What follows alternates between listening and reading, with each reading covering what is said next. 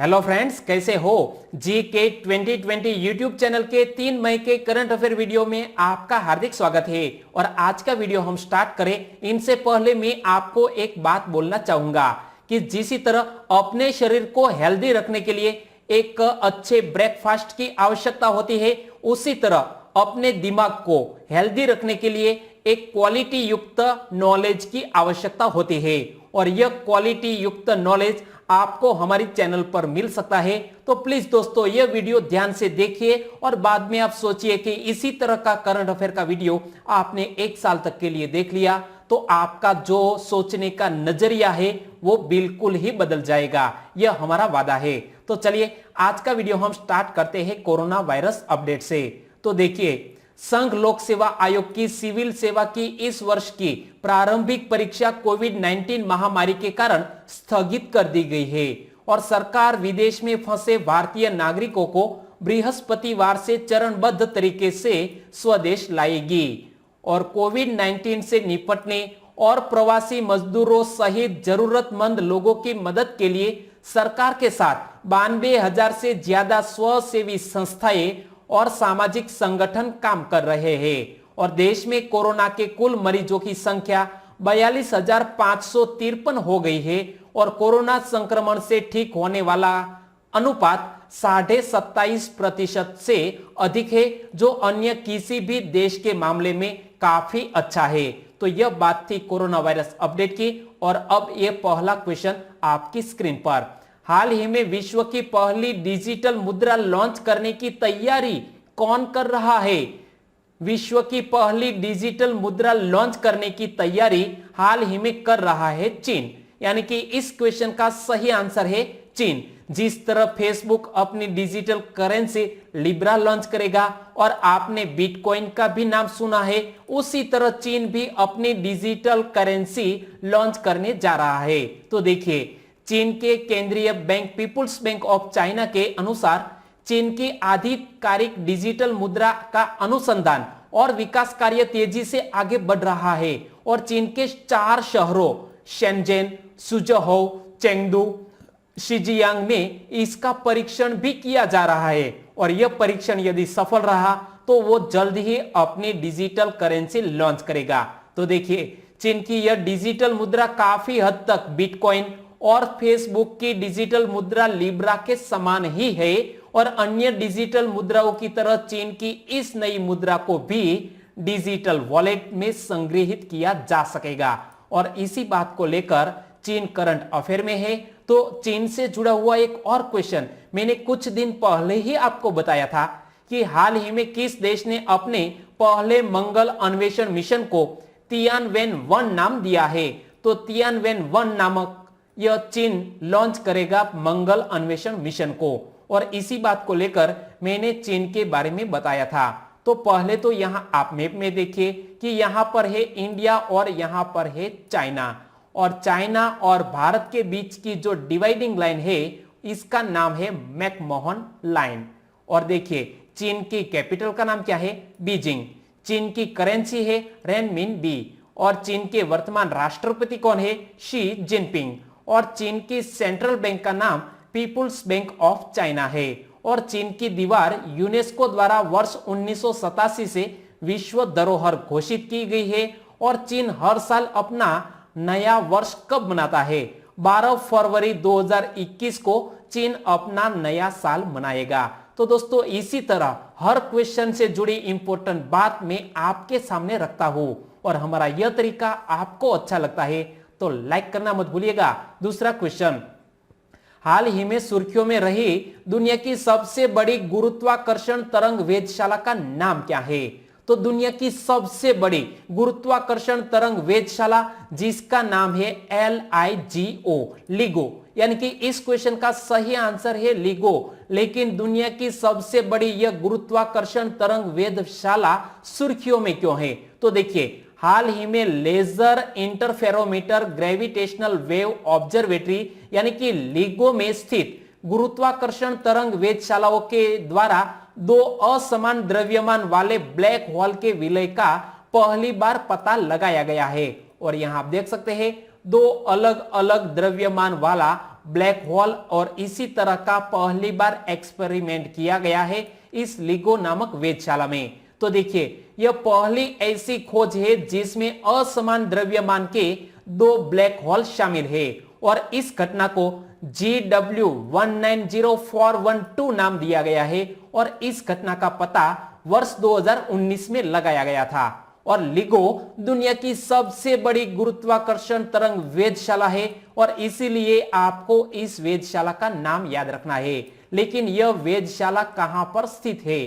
तो संयुक्त राज्य अमेरिका में स्थापित लिगो के 2 व्यापक अलग अलग इंटरफेरोमीटर है, एक हैंडफोर्ड वाशिंगटन में और दूसरा लिविंगस्टन लुइसियाना में, जो गुरुत्वाकर्षण तरंगों का पता लगाने के लिए संयुक्त रूप से संचालित होते हैं। और यह बात आप याद रखिए। तीसरा क्वेश्चन, हाल ही में एनिमल एडॉप्शन प्रोग्राम के तहत नागरिकों को 1 वर्ष के लिए उद्यान के वन्य जीव को घर ले जाने की अनुमति किसने प्रदान की है? एनिमल एडॉप्शन प्रोग्राम के तहत हाल ही में बन्नेरघट्टा जैविक उद्यान ने यह परमिशन दी है कि किसी भी सिटीजन यदि इस उद्यान के किसी जीव को 1 साल तक के लिए घर ले जाना चाहते हैं तो वो ले जा सकते हैं। और इसीलिए यह बन्नेरघट्टा जैविक उद्यान सुर्खियों में है। तो ये कहां पर है? यह है कर्नाटक में। तो देखिए बन्नेरघट्टा जैविक उद्यान के वन्य जीव को घर ले जाने हेतु नागरिकों को कुछ धन राशि अदा करनी होगी और भारतीय कोबरा तथा एशियाई हाथी को घर ले जाने हेतु प्रति वर्ष क्रमशः 2000 रुपये और हाथी यदि घर ले जाना चाहते हैं तो 1.75 लाख रुपया देना होगा। और यदि आप इस भारतीय कोबरा को घर ले जाना चाहते हैं तो 2000 रुपये प्रति साल देने होंगे। और बन्नेरघट्टा जैविक उद्यान की कुछ प्रमुख बातें भी मैं आपके सामने रख रहा हूं। तो देखिए कर्नाटक के बंगलुरु में स्थित है यह बन्नेरघट्टा जैविक उद्यान, जिसकी स्थापना वर्ष 1972 में हुई। वर्ष 1974 में राष्ट्रीय उद्यान घोषित किया गया और वर्ष 2002 में उद्यान के एक हिस्से को जैविक रिजर्व बना दिया और वर्ष 2006 में देश का पहला तितली पार्क यहां स्थापित किया गया। इसी बात को लेकर आप बन्नेरघट्टा जैविक उद्यान को मत भूलिए। चौथा क्वेश्चन आपकी स्क्रीन पर, हाल ही में सुर्खियों में रही खन्ना मंडी किस राज्य में स्थित है? तो यहां आप देख सकते हैं खन्ना मंडी वो पंजाब राज्य में स्थित है। और वो सुर्खियों में क्यों है?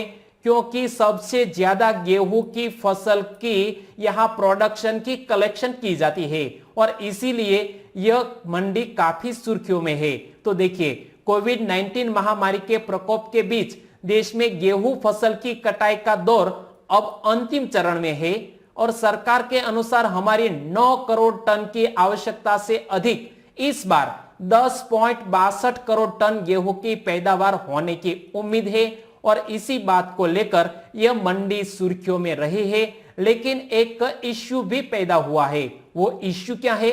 वो वहां के श्रमिकों का है।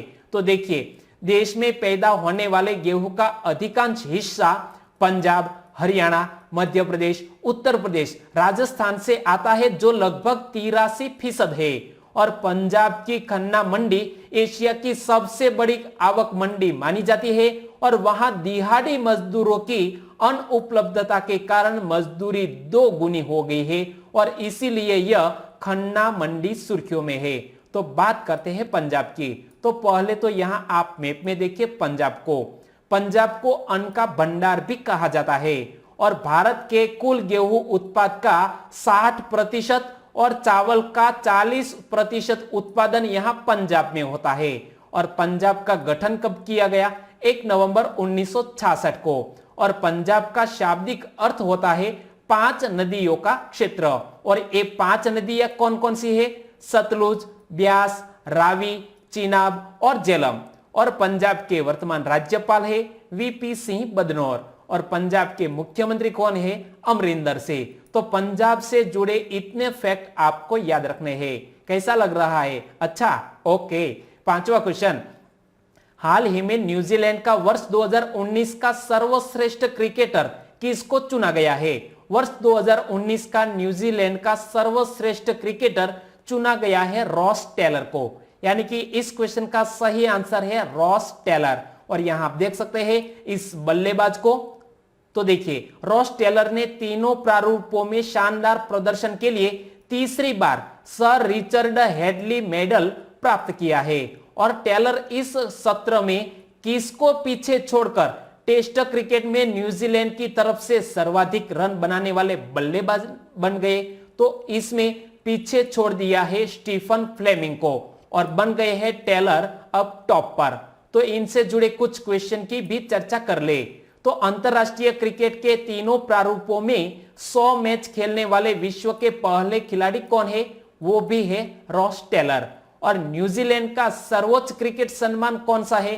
सर रिचर्ड हेनली मेडल, जो न्यूजीलैंड का सर्वोच्च क्रिकेटर सम्मान है, जो हाल ही में रॉस टेलर को मिला है। और भी क्वेश्चन आप याद रखो, रॉस टेलर ने अपना पहला अंतरराष्ट्रीय मैच कब और किसके विरुद्ध खेला था? रॉस टेलर ने 1 मार्च 2006 को वेस्टइंडीज के खिलाफ अपना पहला अंतरराष्ट्रीय मैच खेला था। और रॉस टेलर आईपीएल में किसकी ओर से खेलते हैं? तो आईपीएल यानी कि इंडियन प्रीमियर लीग में रॉस टेलर हमारे भारत में रॉयल चैलेंजर बेंगलोर की ओर से खेलते हैं। छठा क्वेश्चन, हाल ही में एक राष्ट्रीय ई कॉमर्स मार्केट प्लेस जिसका नाम है भारत मार्केट प्लेस शुरू करने की घोषणा किसने की है? तो भारत मार्केट नामक इस ई कॉमर्स मार्केट प्लेस को शुरू करने की घोषणा की है CAIT ने। यानी कि इस क्वेश्चन का सही आंसर है CAIT। लेकिन इस टर्म का पूरा नाम क्या होता है? Confederation of all India traders. और यहां आप इमेज में भी पढ़ सकते हैं। तो इनसे जुड़ा हुआ एक और क्वेश्चन कि confederation of all India traders का गठन कब किया गया था? वर्ष 1990 में। और CAIT का हेडक्वार्टर कहां पर स्थित है? नई दिल्ली में स्थित है। और इस CAIT का उद्देश्य क्या है? तो व्यापारियों की समस्याओं को संभालने और उन्हें प्रभावी सेवा प्रदान करने हेतु इस CAIT का प्रमुख उद्देश्य है। और यह एक खुदरा कारोबारियों के संगठन का भी संगठन है। और इस राष्ट्रीय ई कॉमर्स मार्केट प्लेस को व्यापारियों द्वारा चलाया जाएगा। और अब बात करते हैं 7वें क्वेश्चन की। श्रमिक स्पेशल ट्रेन में केवल कितने लोग ही यात्रा कर सकेंगे? तो हाल ही में हमारी केंद्र सरकार ने किसी भी अन्य स्टेट में फंसे श्रमिकों को अपने स्टेट में जाना है तो वो इस श्रमिक स्पेशल ट्रेन के जरिए अपने स्टेट में पहुंच सकते हैं। लेकिन एक साथ केवल 1000 से 1200 यात्री ही इस ट्रेन में यात्रा कर सकेंगे। यानी कि इस क्वेश्चन का सही आंसर है 1000 से 1200। तो देखिए हाल ही में केंद्र सरकार ने श्रमिक स्पेशल ट्रेन चलाने की घोषणा की है। और श्रमिक स्पेशल ट्रेन का संचालन किसके द्वारा किया जाएगा? हमारे रेलवे डिपार्टमेंट के द्वारा। और श्रमिक स्पेशल ट्रेन में शेष सभी प्रकार की औपचारिकताएं किसके द्वारा पूरी की जाएगी? तो राज्य सरकार के द्वारा सभी प्रकार की औपचारिकता पूरी की जाएगी। और श्रमिक स्पेशल गाड़ियों में कौन यात्रा कर सकता है? तो केवल जिला प्रशासन द्वारा नामित व्यक्ति ही इस श्रमिक स्पेशल गाड़ियों में यात्रा कर सकता है। और श्रमिक स्पेशल गाड़ियों के लिए राज्यों को पूर्ण अथॉरिटी बनाया गया है। और यात्रा करने के लिए इसमें एक ट्रेन में केवल 1000 से 1200 लोग ही यात्रा कर सकेंगे। ट्रेन में सवार होने से पहले सभी लोगों की मेडिकल जांच करनी अनिवार्य है। और गाड़ी में सवार सभी लोगों को मास्क लगाना भी अनिवार्य कर दिया गया है। और बात करते हैं अब 8वें क्वेश्चन की। तो हाल ही में year of awareness on science and health, short में बोले तो यश कार्यक्रम की शुरुआत किसने की है? तो इस यश नामक कार्यक्रम की शुरुआत NCSTC ने की है। यानी कि इस क्वेश्चन का सही आंसर है NCSTC। तो देखिए department of science and technology यानी कि DST के तहत national council for science and technology communication ने कोविड-19 पर केंद्रित एक स्वास्थ्य एवं जोखिम संचार कार्यक्रम year of awareness on science and health यानी कि यश की शुरुआत की है। और इस यश कार्यक्रम का उद्देश्य क्या है वो भी एक क्वेश्चन है। तो देखिए इस कार्यक्रम का उद्देश्य लोगों की धारणाओं का आकलन करना, सार्वजनिक सहभागिता को प्रोत्साहित करना और जोखिम से संबंधित पारस्परिक संचार प्रक्रियाओं में भागीदारी को बढ़ावा देना इस यश कार्यक्रम का उद्देश्य है। 9वां क्वेश्चन, हाल ही में भारत सरकार ने प्रधानमंत्री गरीब कल्याण योजना के तहत कितने रुपए की दूसरी किश्त को मंजूरी दी? तो प्रधानमंत्री गरीब कल्याण योजना के तहत हमारी केंद्र सरकार ने 500 रुपए की दूसरी किश्त को मंजूरी दी है, यानी कि इस क्वेश्चन का सही आंसर है 500 रुपए। तो देखिए, प्रधानमंत्री गरीब कल्याण योजना के तहत 3 किश्तों में 500 रुपए प्रदान किए जाएंगे और हाल ही में इस योजना के तहत दूसरी किश्त जारी की गई है और इस योजना पहली किश्त जारी होने पर 20 करोड़ से अधिक महिलाओं को लाभ मिला था और यह दूसरी किश्त हाल ही में जारी कर दी गई है। लेकिन प्रधानमंत्री गरीब कल्याण अन्न योजना के बारे में भी आप जान लीजिए कि कोविड-19 से लड़ने और लोगों को लॉकडाउन के दौरान मदद करने के लिए 1.7 लाख करोड़ रुपए का आवंटन किया गया था और प्रधानमंत्री उज्ज्वला योजना के लाभार्थियों को मुफ्त सिलेंडर प्रदान किए गए और मनरेगा के तहत श्रमिकों की मजदूरी 182 रुपये से बढ़ाकर 202 रुपये की गई और इसी बात को लेकर आपको योजनाओं के बारे में भी पता होना चाहिए।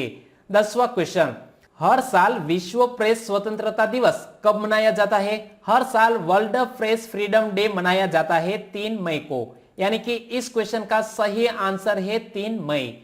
तो देखिए, 3 मई को प्रेस स्वतंत्रता के मौलिक सिद्धांतों का जश्न मनाने के साथ साथ दुनिया भर में प्रेस की आजादी का मूल्यांकन करने हेतु हर साल विश्व प्रेस स्वतंत्रता दिवस मनाया जाता है और हर साल इसकी एक थीम भी तय की जाती है।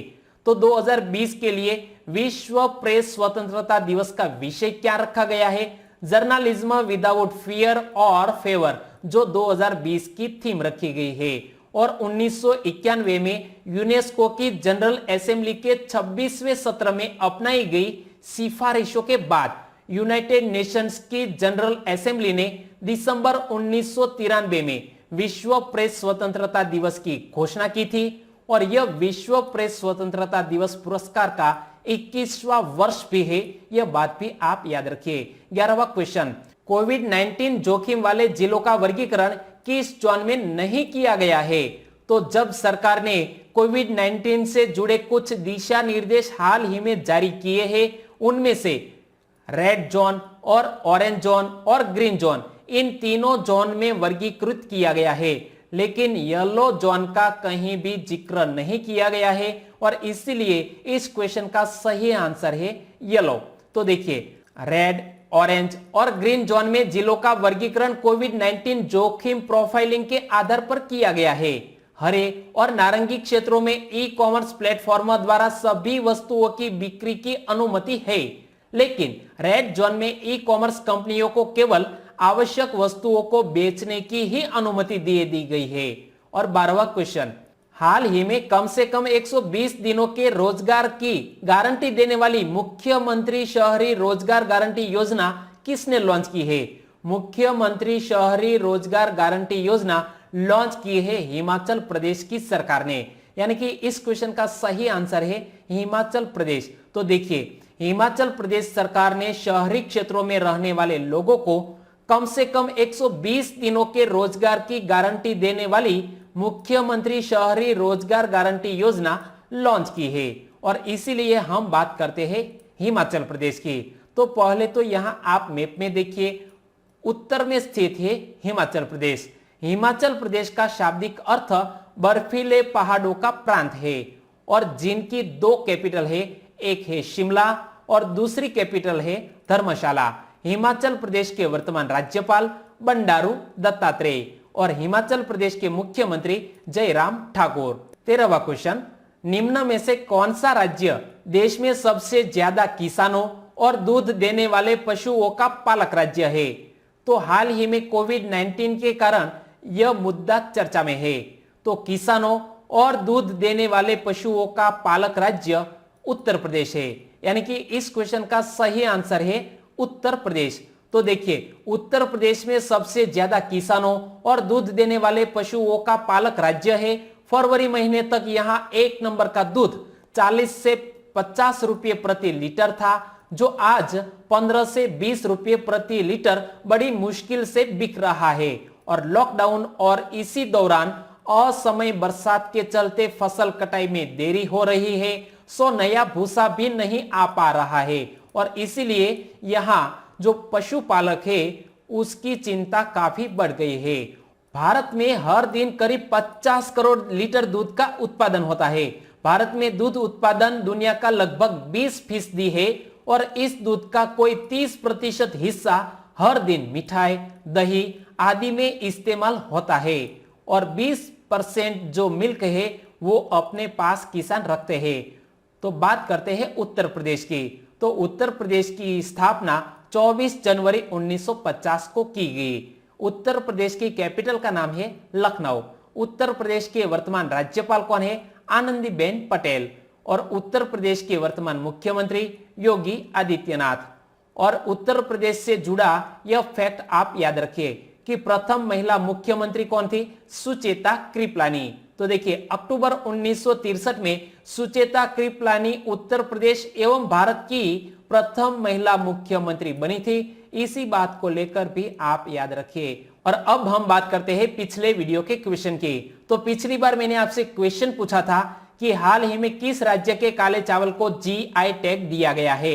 मणिपुर राज्य के काले चावल को जीआई टैग दिया गया है और इसमें फाइबर की मात्रा काफी अधिक होती है और उसे पकाने में भी 40 से 45 मिनट का वक्त लगता है। और इस क्वेश्चन का सही आंसर देने वाले हमारे सब्सक्राइबर फ्रेंड है शीतल दुधरेजिया, वो अमरेली से है, विकास कुमार जल गोविंद चाक, मुन्ना भाई वजाकणी, वनकर नितिन कुमार जो अहमदाबाद से है, चंदन शर्मा जो झारखंड धनबाद से है और मनीषा मेर वो नवागाम गुजरात से है। इन सभी दोस्तों ने इसका सही आंसर दिया है और इसी के साथ साथ सुनील वसावा, विपेश ठाकुर, प्रियंक चौधरी, हर्ष अंतानी, SK चावड़ा जो भावनगर से है और दिव्या मिश्रा जो गुजरात के नडियाद से है। सभी दोस्तों ने इस क्वेश्चन का सही आंसर दिया। सभी दोस्तों को सही आंसर देने के लिए बहुत बहुत धन्यवाद। और आज के वीडियो का क्वेश्चन ये रहा स्क्रीन पर। कोरोना वायरस भारत और किस देश के बीच बढ़ते द्विपक्षीय सहयोग की गति को धीमा नहीं कर सका है? यहाँ 4 कंट्रीज के नाम मैंने दिए हैं और उसी में से चॉइस करना है। आंसर देना है नीचे कमेंट बॉक्स में। तो दोस्तों आंसर देना मत भूलिएगा। और आपको वीडियो अच्छा लगा है, हेल्पफुल लगा है तो आपके दोस्तों को फेसबुक, व्हाट्सएप और टेलीग्राम के जरिए इस वीडियो की लिंक शेयर करना मत भूलिएगा। कल फिर मिलेंगे नए करंट अफेयर के साथ। तब तक के लिए जय हिंद एंड टेक केयर।